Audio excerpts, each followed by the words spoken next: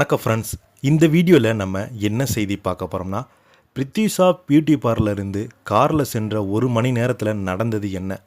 பரபர வைக்கும் வழக்கு. இணையதளத்தில் வெளியான செய்தி. வாங்க என்ன தகவல்னு இந்த வீடியோவில் பார்க்கலாம். முதன்முறையாக நம்ம சேனலை பார்க்குறீங்கன்னா சப்ஸ்கிரைப் பண்ணாதவங்களாம் சப்ஸ்கிரைப் பண்ணிக்கோங்க. பெல் பட்டன் சிம்பல் அமைக்கி நம்ம சேனலோட நோட்டிஃபிகேஷனை எனபிள் பண்ணிக்கோங்க. நாங்கள் போடுற வீடியோ எல்லாமே உங்களுக்கு உடனுக்குடனே வந்து சேரும். வாங்க என்ன தகவல்னு இந்த வீடியோவில் பார்க்கலாம். தமிழில் விஜயகாந்தனுடைய தவசி உட்பட பல படங்களில் கதாநாயகியாக நடித்த நடிகை பிரித்திஷா கடந்த 2002ஆம் ஆண்டில் காதல் விவகாரத்தில் விஷம் குடித்து தற்கொலை செய்து கொண்டிருக்கிறாங்க. 24 ஆண்டுகளாக நடந்து வந்த இந்த வழக்கில் கடந்த பிப்ரவரி மாதம் உச்சநீதிமன்றம் அதிரடி தீர்ப்பு வழங்கியுள்ளது. அதில் நடிகை பிரித்திஷாவின் காதலன் சித்தார்த் ரெட்டிக்கு 5 ஆண்டு சிறை தண்டனை உறுதி செய்யப்பட்டுள்ளது.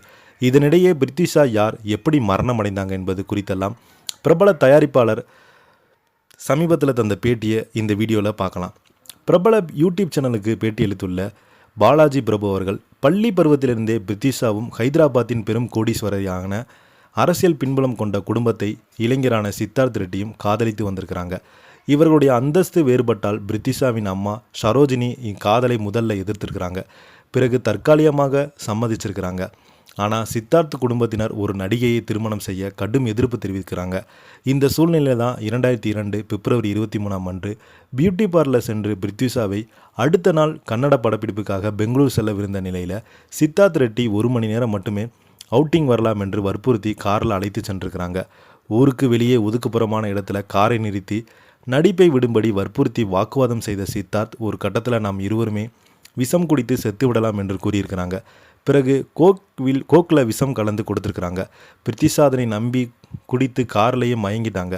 ஆனால் மரண பயத்தில் தான் குடிக்காமல் அவசரமாக மருத்துவமனையில் பிரித்திஷாவை அனுமதித்து தற்கொலை நாடகமாடினார் சித்தார்த். ஒரு வாய் மட்டும் விஷம் குடித்தால் எளிதாக பிழைத்து கொள்ளலாம் என்றும், ஆனால் அடுத்த நாள் காலை பிரித்திஷா சிகிச்சை பலனின்றி பரிதாபமாக உயிரிழந்து போனாங்க. பிணவரையில் தன் மகளின் உடலை பார்த்த அம்மா சரோஜினி அதிர்ச்சியை காத்திருந்தது. பிரித்திஷாவின் கழுத்து, நெஞ்சு, தொடைப்பகுதியில் நகைக்கீறல்களும் இரத்த காயங்களும் உடலில் விந்துவின் கரைகளும் இருந்தது.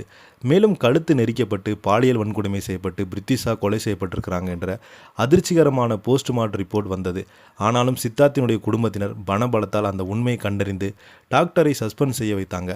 ஆனால் சித்தார்த் ரெட்டியினுடைய காரில் அவருடைய நண்பர்கள் 4 பேர் ஏறி பிரித்திஷாவை தங்களது பண்ணை வீட்டிற்கு அழைத்து சென்று கூட்டு பாலியல் வன்கொடுமை செய்து கழுத்தை நெரித்து கொலை செய்துவிட்டு வாயில் வலுக்கட்டாயமாக விஷத்தை ஊற்றிருக்காங்க என்பது அந்த தாயினுடைய உறுதியான மாற்றுவாதம்.